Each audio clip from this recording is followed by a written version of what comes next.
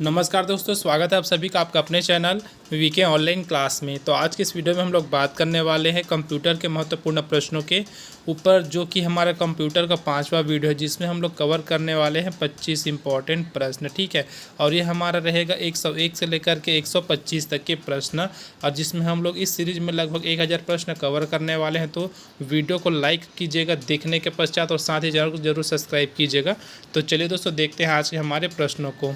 तो प्रश्न यहाँ पर है, देख सकते हैं, इनपुट आउटपुट और प्रोसेसिंग डिवाइसों का एक साथ समूह बना दिया जाए तो यह किसको निरूपित करता है। तो किसको निरूपित करता है, तो यह कंप्यूटर सिस्टम को निरूपित करता है। ठीक है, क्या बोला गया, इनपुट है, आउटपुट है और प्रोसेसिंग डिवाइस है, याद रखिएगा।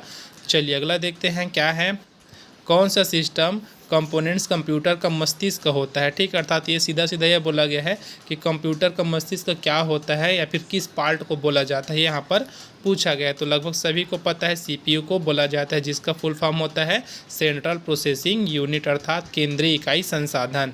चलिए अगला देखते हैं, प्रिंटर और मॉनिटर जैसे पेरिफेरल उपकरणों को माना जाता है तो क्या माना जाता है, हार्डवेयर माना जाता है। ठीक है, क्या माना जाता है, तो हार्डवेयर माना जाता है। अब हार्डवेयर क्या होता है, तो देखिए कंप्यूटर सिस्टम में आपको दो चीज़ ज़्यादातर सुनने को मिलेगा, हार्डवेयर और सॉफ्टवेयर। तो हार्डवेयर क्या होता है, जिसको हम लोग हाथ से टच कर सकते हैं, वो क्या होता है, ये हार्डवेयर होता है, याद रखिएगा।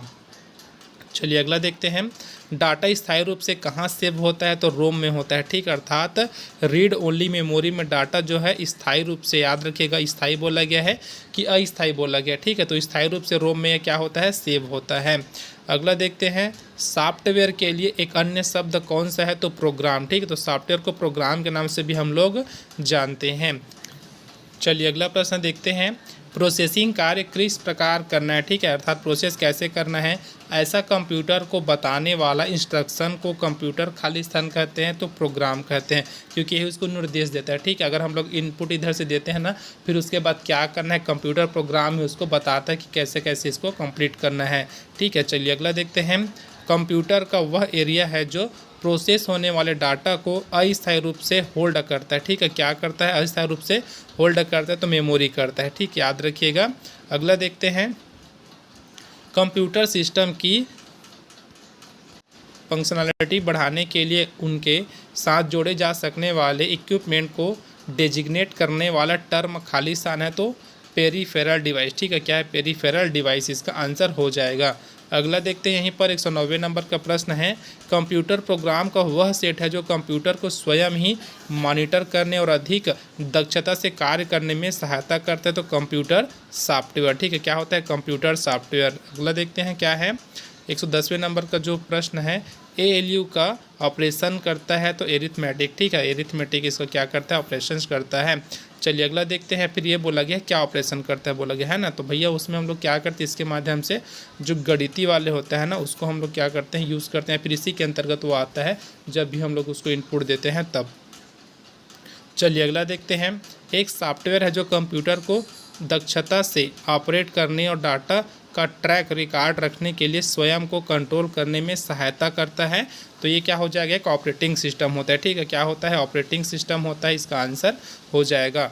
चलिए अगला देखते हैं, कंप्यूटर को बनाने वाले फिजिकल कंपोनेंट्स को क्या कहते हैं, तो हार्डवेयर कहते हैं। ठीक है भाई, क्या कहते हैं, हार्डवेयर कहते हैं।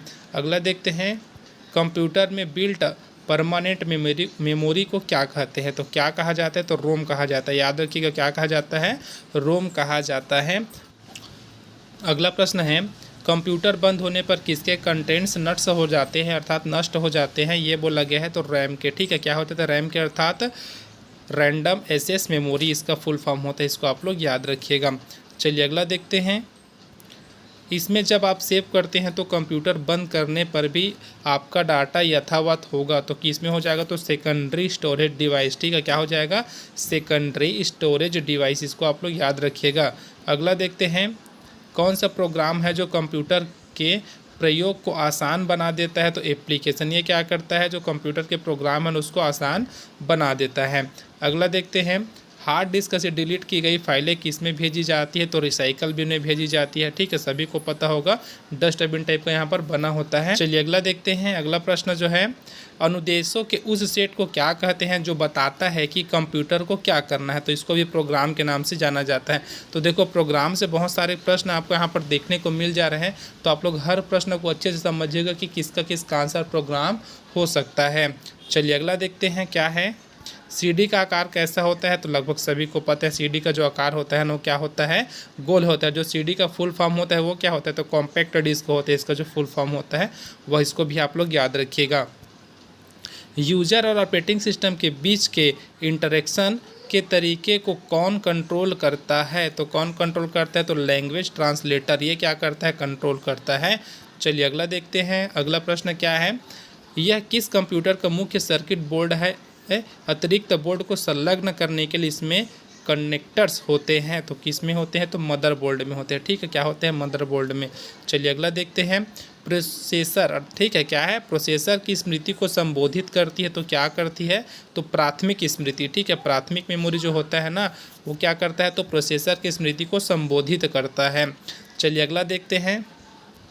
प्रश्न है, जब आप पीसी पर किसी डॉक्यूमेंट पर काम करते हैं तब डॉक्यूमेंट अस्थायी रूप से कहाँ स्टोर किया जाता है, तो रैम में किया जाता है। ठीक है, यहाँ पर देखिए एक बार अस्थायी आया है, क्वेश्चन में हम लोग बात किए थे स्थायी, तो दोनों को आप लोग याद रखिएगा, कहाँ पर वो स्थायी रूप से रहता है और कहाँ पर वह अस्थायी रूप से रहता है। चलिए अगला देखते हैं। आज का हमारा अंतिम प्रश्न देखते हैं। कटिंग और पेस्टिंग के साथ काटी गई मद अस्थायी रूप से क्लिपबोर्ड में स्टोर की जाती